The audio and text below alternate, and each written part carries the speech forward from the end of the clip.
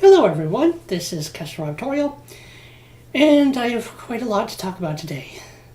Well, I'm recording this in the evening. I had to spend most of the day finishing up some projects and rebooting my computer. I will be switching to another one soon, but not right away.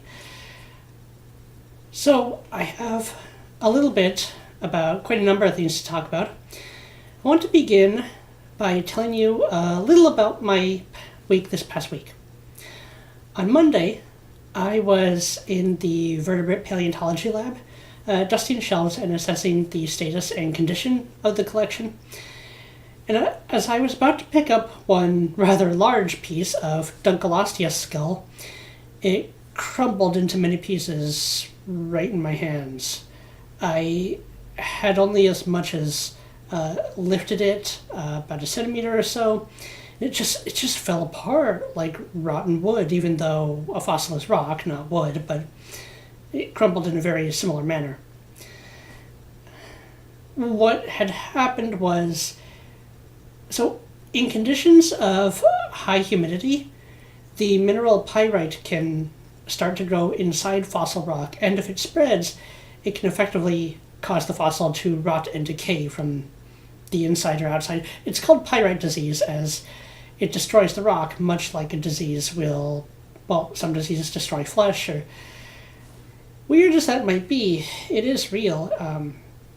It was something I did not know about until I started working in the fossil lab these past couple of years, and since I did begin, I've come across several severely degraded fossils by pyrite, but this is the first time I've gone to pick one up from a drawer. And I'm very careful each time I do pick up a fossil, specifically the heavy ones, because, it's rock. It can be very, very heavy and very delicate at the same time, but it's the first time one's just fallen to pieces right in my hands. It came quite as a shock. I felt so bad. But in this case, there's nothing I could have done to have been more careful at all. It just had rotted from the inside and didn't know until it fell apart. So if you ever work or volunteer in a fossil collection or are planning to start one of your own, it's important to keep your specimens in a dry environment. Very low humidity, as pyrite needs moisture to grow. It's a mineral that grows in water, in a lot of aquatic environments. People call pyrite fool's gold because it resembles gold. Actual gold is a much more deep golden color. It's pyrite is a much duller kind of yellowy silver, whereas true gold is much deeper gold, yellowish orange color. Plus, it's much rarer. But so if you see the two side by side, you would definitely be able to tell which is which. But pyrite alone can fool you. It does need moisture to grow, and if it does grow inside fossils, it can wreak absolute havoc on them.